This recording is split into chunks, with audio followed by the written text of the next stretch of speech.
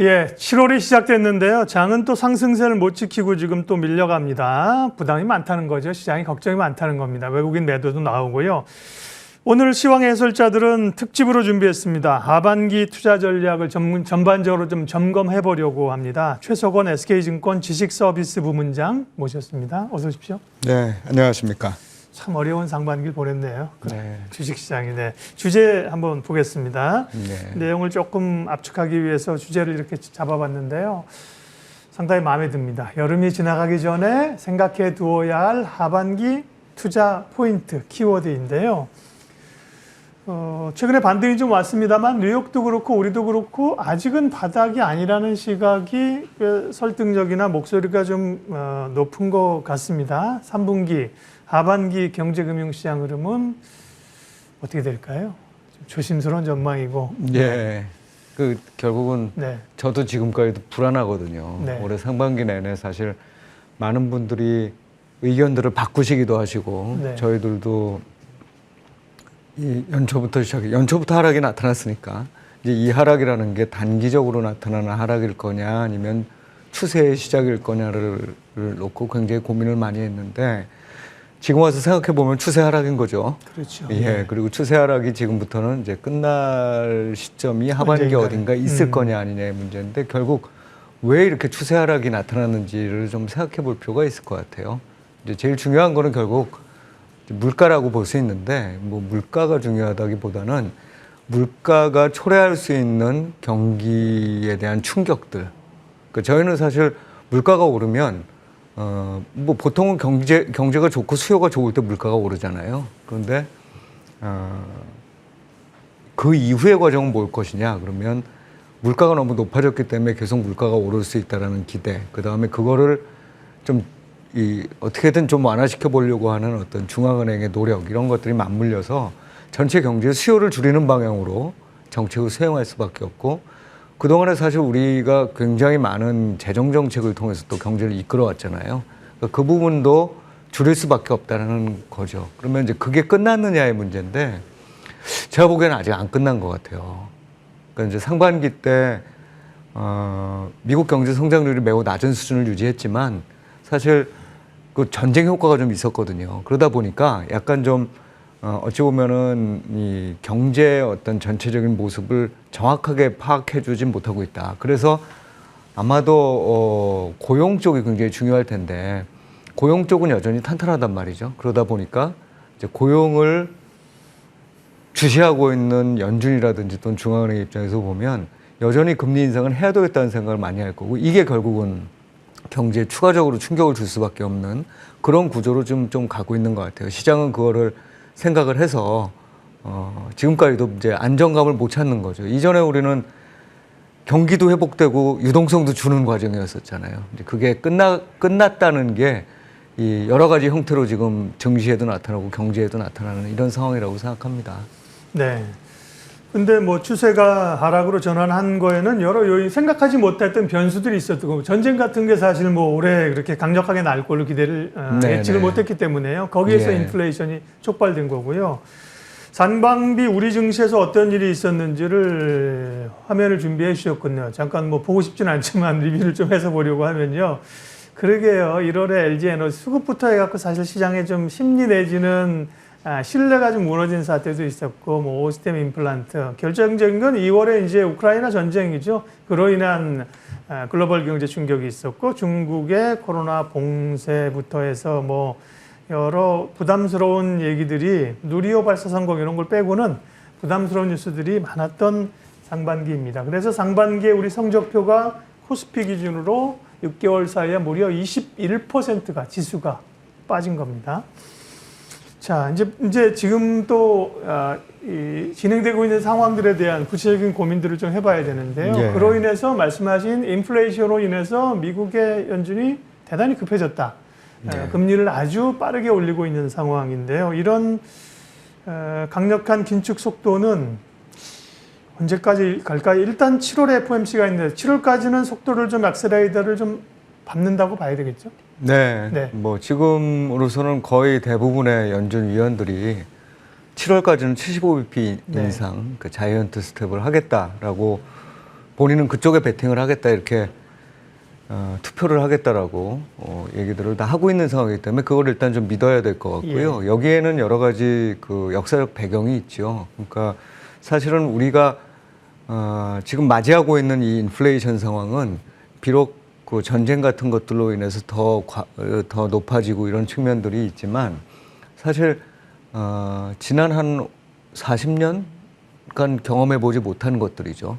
그래서 금융시장에 있는 분들뿐만 아니라 그렇죠. 대부분의 정책 당국자들도 잘 경험을 못했던 거예요. 1970년대로 거슬러 올라가야 되니까요. 맞습니다. 예. 그런데 그때 이제 우리가 볼 수 있는 건 결국 그래프들이고 그때 상황들에 대한 어떤 기록들일 텐데 그때를 보면 60년대부터 시작해서 뭐 미국이 굉장히 많이 돈을 풀었어요. 왜냐하면 전쟁도 수행해야 됐고 냉전 국면이었고 네. 예, 러시아한테 그때 당시에 소련이죠. 소련한테 우위를 점하기 위한 여러 가지 프론티어라는 이름 하에 정책들이 수행이 됐는데 그러면서 나타나는 어떤 그 물가 상승 압력에 대응하기 위해서 금리를 뭐 안 올린 거 아니었습니다. 올렸다가 조금 나빠지려고 그러니까 다시 내리고 그래서 물가가 올라가면 또 올렸다가 또 다시 내리고 이제 이런 것들이 지정학적 리스크와 맞물려 가지고 굉장히 큰 폭의 물가 상승으로 이어졌거든요.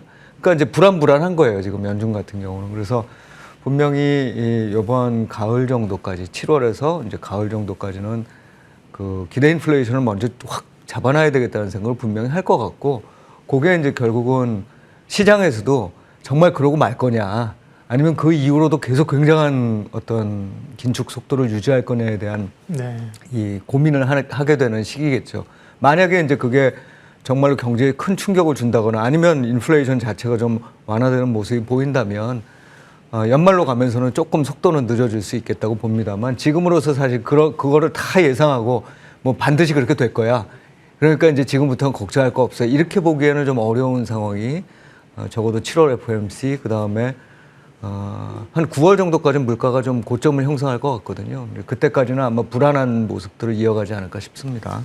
올해 한 3월부터 해서 계속 이제 달이 바뀔 때마다 희망 고문을 해왔는데요. 다음 달에 좀 풀리지 않겠어? 그걸 지금 몇 개월을 왔는데 또 희망을 가져야죠. 뭐 그런 점에서 7, 8월이 중요합니다. 7월까지는 말씀하신 빅스텝, 자이언트 스텝으로 가지만 제가 알기로는 8월에는 FOMC가 없고요. 그죠? 잭슨홀 미팅이 있고. 네. 7, 8월 지나가면서 물가 지표가 조금이라도 이제 꺾인다면 9월쯤에는 조금 숨고르게 할 수 있다. 네. 이런 기대감들을 아직은 좀 가져봅니다. 자, 오늘의 이제 메인 주제입니다. 그래서 하반기 금융시장을 보면서 투자자들은 어떤 키워드를 주목해 봐야 될 것인가? 예. 투자의 핵심 변수 키워드 좀 몇 개 잡아주십시오. 네. 네, 일단은 뭐 가장 핵심적인 건 말씀하셨던 이제 물가일 거고요. 예. 이제 물가에 영향을 미치는 요소 중에서 우리가 그나마 조금 이렇게 좀 기대를 되돌려 볼 수 있는 부분, 그러니까 조금 안도할 수 있는 부분은 아마 전쟁 상황이 어떻게 되느냐에 따라서 좀 하나 영향을 줄 수 있겠죠. 근데 사실은 이 부분에 대해서 한 가지 우리가 이제 딱 마음을 못 놓는 이유는 뭐냐면 왜 전쟁이 일어났고 왜 러시아가 이러고 있고 왜 중국은 거기 붙어 있고 하는 이런 모든 것들이 사실 탈세계화 또는 자국 보호주의 이런 거하고 다 연결이 돼 있고 또 하나는 사실 정책적으로 보면 이 유럽이나 서방 국가들, 그러니까 선진국들이 ESG를 굉장히 강조해 왔잖아요. 예. 그러다 보니까 사실 신흥국들, 특히나 그 화석 연료들을 캐내고 에너지를 비롯한 각종 원자재를 만들어내는 그런 쪽이 굉장한 이 어려움에 위기감을 느끼는 거군요. 그렇죠. 위기감에 느꼈기 때문에 나타나는 현상이라고 보면 그런 것들의 조정이 어떤 식으로든 좀 그 상호 간에 네. 이루어져야 된다. 그 어떤 그 단초가 되는 게 예를 들면 뭐 사우디아라비아하고 미국과의 대화라든지 또 러시아하고 이 유럽 쪽의 대화라든지 이런 부분들이 이제 좀 기대해 볼 수 있는 어떤 키워드라고 볼 수 있겠고 또 한 가지는 이제 환율 부분인데 환율이 지금 계속 오르고 있잖아요. 그래서 이제 이게 1,300원 사실 1,300원까지 오른 거에 대해서 저는 크게 걱정은 안 하고 있어요. 네. 예, 왜냐하면 달러가 강세가 돼서 올랐기 때문에 대부분의 국가들이 다 같이 올랐거든요. 주요국들이. 우리가 조금 더 오르긴 했지만 또 신흥국들에 비해서는 우리는 상대적으로 덜 오른 편이기도 하고 그렇긴 하지만 이제 여기서부터 더 올라가는 이런 구도가 나타난다면 문제가 될 수 있기 때문에 이제 그런 부분들을 막기 위한 또 우리 정부의 정책이라든지 또는 통화당국의 정책이 또 영향을 미칠 수 있는 부분. 그래서 이거는 반대로 얘기하면 1,300원 밑에서 좀 안정되는 모습이 나타난다 그러면 좀 모멘텀으로 작용할 수 있고 외국인들이 들어오는데도 조금은 또는 파는 속도가 줄어드는데도 도움이 될 수 있다고 보고 반면에 그 부분들이 우리의 기대하고는 좀 다르게 또는 뭐 이거 호흡이죠, 호흡. 좀 이렇게 바라는 바와는 다르게 계속 올라가는 이런 상황이라면 우리는 좀 더 조심하는 기간들이 길어질 수밖에 없겠다 이렇게 생각이 들고. 네. 그다음 이제 실적 문제인데 예. 실적이 이게 참 그래도 좋은 데들은 좋을 것 같아요. 제가 보기에는. 예. 근데 다행이네요. 좀 예. 이번에 좀 나눠서 봐야 될 게 예. 이따가도 전략이나 이런 거 할 때 딱 한번 언급될 수 있겠습니다만 이런 나쁜 상황에서도 수혜를 받는 데가 어딘가를 잘 찾아줘야 되고 그런 데들이 우리나라에도 분명히 있기 때문에 그런 실적들이 좀 좋은 데들이 확산이 되면 그나마 가을 정도쯤 돼서 우리 시장이 조금 안정되는 데는 도움을 주지 않겠는가 생각하고 있습니다. 네. 하반기를 바라보는 금융시장의 키워드 크게 한 3가지 정도 말씀해 주셨는데요. 물가, 환율, 기업 실적. 네. 사실 다 연동돼 있습니다. 지표들이. 네, 그죠? 맞습니다. 엮이고 물고 가기 때문에요. 네. 근데 큰 그림으로 아까 말씀해 주신 뭐 전쟁이나 이런 것들은 어떻게 보면 세계 권력 재편 과정이고 에너지 패권 이런 게 물밑에 기조에 흐르면서 나타나는 충돌이라고 하신 말씀이 기억이 됐고요. 주식시장으로 조금 더 압축해 보면요. 지금은 뭐 여러 가지 악재들이 켜켜이 뭐 사면초가인데 좀 국내 증시에는 긍정적인 요인은 하반기에 바라볼 게 있을까요? 예를 들면 뭐 법인세도 좀 지금 낮춰졌고요. 연말에 고질적으로 대주주 양도세 이런 것들은 해마다 이제 연말에 됐는데 그것도 이제 사실 거의 풀었습니다. 사라졌고요. 네네. 결국은 뭐 실적이 중요하긴 할 텐데 증시 측면에서의 하반기 모멘텀들은 어떤 게 있을까요? 예, 지금 말씀하셨던 어떤 제도적 측면의 변화들이 좀 영향을 미칠 수 있습니다. 근데 역시 증시에서 가장 큰 호재는 많이 떨어졌다는 거예요. 예, 물론 이제 경기 침체나 스태그플레이션으로 갈 때 지금이 충분히 떨어졌느냐는 우리가 좀 더 생각을 해봐야 되지만 설사 경기 침체가 오더라도 금융위기적인 상황이 오지 않는다면 사실은 한 7분응선까지는 떨어진 거죠, 사실은. 물론 이제 금융위기가 온다 그러면 50% 이상 떨어지니까. 그렇죠. 시스템 위기로 간다면 그거는 이제 좀 거고요. 다른 얘기고. 아까 말씀드렸듯이 환율 쪽에서 그런 이슈가 먼저 등장한다면 모를까. 그렇지 않는 어떤 상황 하에서는 사실 30% 정도 고점 대비 하락한 것도 많이 하락을 했다. 그게 이제 기본적으로 깔려 있는 상황이기 때문에 말씀하셨던 어떤 제도적인 측면 거기에 이제 하나 더 한다면 아마 최근에 좀 논의가 되는 것 중에 하나가 이게 이제 MSCI 지수 선진국 지수 편입하고도 관련이 있어서 막 할 수 있을지 모르겠습니다만 공매도와 관련된 제도를 조금 손질한다든지 기업들에 대해서 조금 더 우호적인 어떤 그 정책들을 법인세 인하 같은 부분들도 있지만 사실상 거버넌스 부분에 있어서도 조금은 좀 더 여유를 준다든지 하는 것들이 생겼을 때 그게 이제 영향을 미칠 수는 있을 겁니다. 그 다음에는 아까 말씀드렸던 그 전쟁과 관련된 부분들이 어떻게 되느냐 여전히 주목하고 있고 또 중국 쪽이에요. 중국이 최근에 보면 좀 상대적으로 괜찮은 퍼포먼스를 보이고 있잖아요. 이게 결국은 경기 사이클로 본다 그러면 뭐 어떤 분들은 뭐 중국이 정책을 써서 그렇다 뭐 이렇게 얘기들을 하시지만 사실 이제 제가 보기에는 글로벌 경기 사이클이 먼저 가고 나중에 가고 하는 순서가 있는데 상대적으로 중국이 좀 먼저 간 거죠, 사실. 어떻게 보면 코로나에 대한 적극적 대응 때문에 그게 더 강력하게 나타난 거고 이제 그게 맞추고 나면 조금 반등할 수 있는 그게 추세 상승일 거냐 반등일 거냐는 우리가 그때 가서 다시 한번 판단을 해봐야 되겠지만 그런 반등이 올 수 있는 그런 어떤 그런 걸로 이어질 수 있기 때문에 우리는 사실 또 최근에 이제 중국하고 관계 문제, 설정 문제가 조금 남아있긴 하지만 그럼에도 불구하고 여전히 굉장히 중국의 의존도가 높다는 점을 감안하면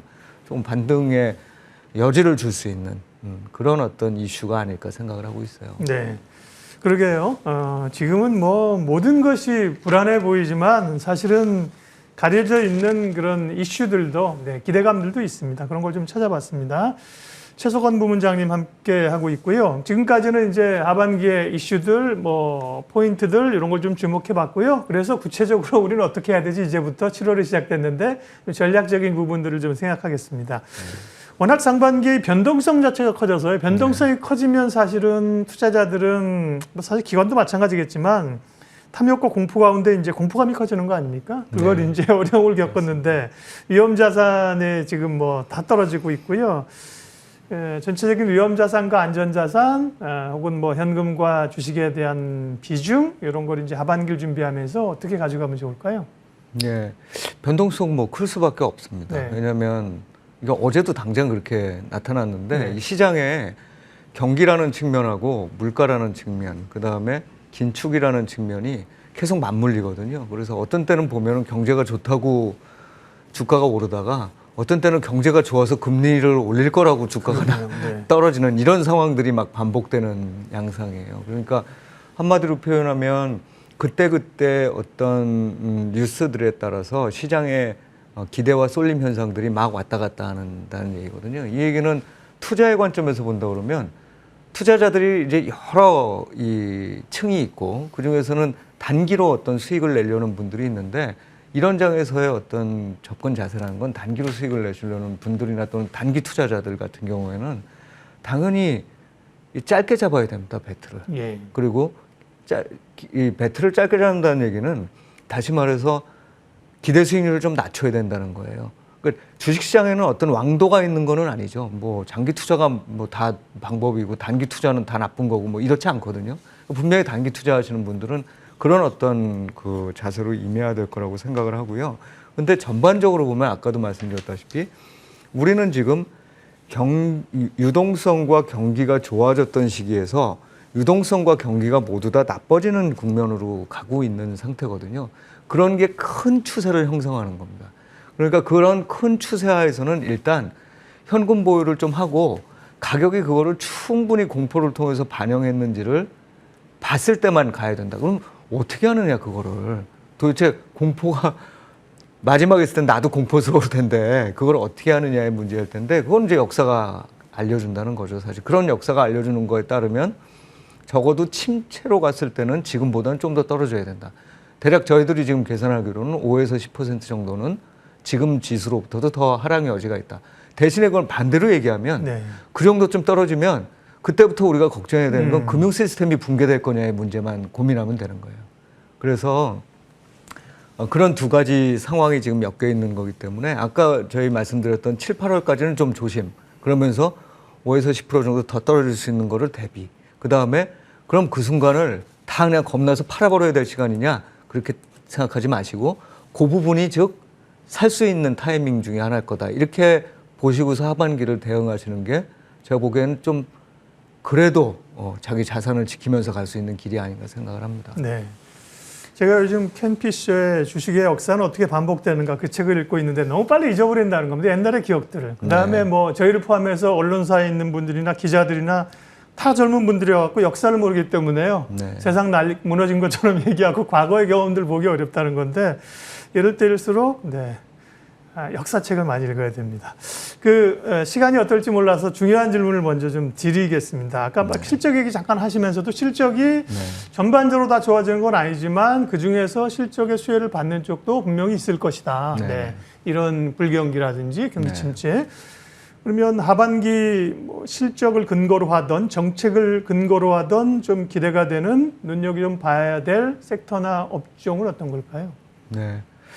이 대표적으로 에너지 쪽이라고 봐요. 그렇죠. 예. 네, 왜냐하면 이제 우리가 70년대 이후로 글로벌 시장을 살펴보면 물가와 에너지 가격을 중심으로 물가가 오르면서 증시는 상대적으로 부진한 시기하고 그런 것들이 다 안정돼 있으면서 증시가 굉장히 빠른 속도로 오르는 시기들로 이렇게 나눠집니다. 그 주기가 어떤 때는 한 10년 가고 뭐 어떤 때는 15년 가고 이렇거든요. 예를 들면 80년대, 90년대를 통한 증시 상승 기간에 유가는 굉장히 안정돼 있었어요. 근데 지금은 사실 에너지 가격들이 좀 올라가고 아까 말씀드린 대로 지금 다시 냉전이 시작되고 자원의 무기화가 되고 탈세계화가 되면서 나타나는 이런 것들이 그쪽에 반영될 거기 때문에 당연히 에너지 관련된 주식들은 실적도 괜찮을 거고 좋을 거라고 생각을 하고 있습니다. 그 이외에도 예를 들면 에너지 가격이 좋아지고 에너지에 대한 수요들이 막 늘어나고 먼저 확보하려고 하면은 한편으로는 그거를 실어 날라야 되는 데들도 또 좋아지잖아요. 이제 그런 데들도 또 좀 실적이 괜찮아질 네. 가능성이 대표적으로 있고. 그러니까 옛날에 해운이었지만 조선 뭐 이런 그렇습니다. 네, 네. 그리고 지금은 사실 경기 침체 우려 때문에 최근에 보험주가 많이 떨어져 있어요. 예. 그런데 이미 많이 또 떨어졌기 때문에 금리가 추가적으로 다시 오를 가능성이 있다라고 저는 생각을 하는데, 그렇다고 보면 금리가 오를 때는 다른 금융주들은 제가 보기에는 좀 문제가 있어요. 네네. 그런데 보험주 같은 경우는 그래도 조금은 상대적으로 나은 퍼포먼스를 보일 수 있다라고 생각을 합니다. 이렇게 그 상황에 맞게 가장 모든 상황이 모든 기업한테 다 나쁜 거는 아니기 때문에 그걸 봐야 되고, 그 다음에 약간 방어적인 측면에서는 최근에 보면 뭐 통신주들 좋잖아요. 네. 통신주가 좋은 이유, 뭐 그것도 약간 차별성이 있지만 그 통신주 중에서 잘 이 사태를 대응하고 코스트 압력을 줄이는 데들은 나름 그 아웃퍼폼할 수 있는 능력을 갖고 있다고 생각을 합니다. 그래서 실적을 볼 때 그런 어떤 그 외부적인 충격, 또 물가 상승 압력 이런 거를 잘 전가시킬 수 있고 또 오히려 물가가 오른다는 게 우리한테는 도움이 되는 그런 산업과 기업들을 좀 세심히 찾아보면 아까 같은 그런 몇몇 업종들이 눈에 띈다는 겁니다. 네. 네.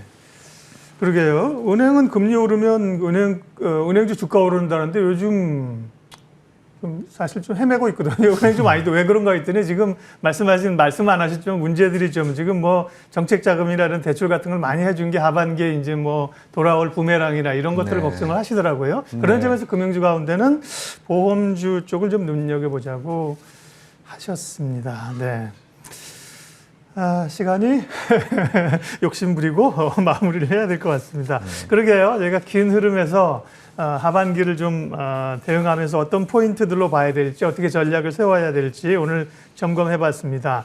SK증권 최석원 지식서비스 부문장 함께했습니다. 감사합니다, 전무님. 네, 고맙습니다.